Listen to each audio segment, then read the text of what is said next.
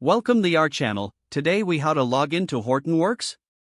Replace with Cloudera Data Platform. Quick tutorial step by step. Open your web browser. In the address bar, type in the URL for Cloudera Data Platform. Press the Enter key to navigate to the website. On the top right corner, locate the Login button. Click on the Login button. You will be directed to the login page.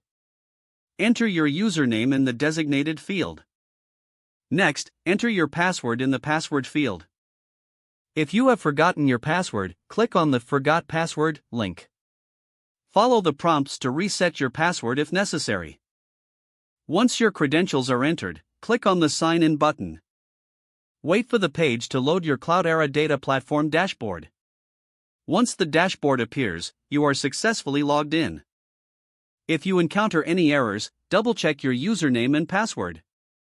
If issues persist, contact your system administrator for assistance. You're now ready to explore Cloudera Data Platform. If the page does not load, refresh the browser or try again in a private or incognito window.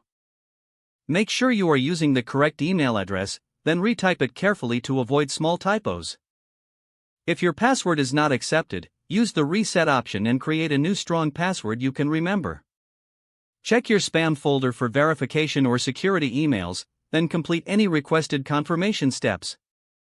Enable two-factor authentication if available to improve account security and reduce unauthorized access risk.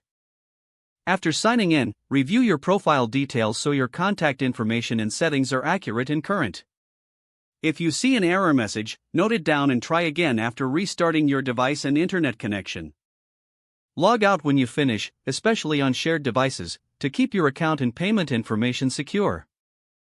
If the page does not load, refresh the browser or try again in a private or incognito window. Make sure you are using the correct email address, then retype it carefully to avoid small typos.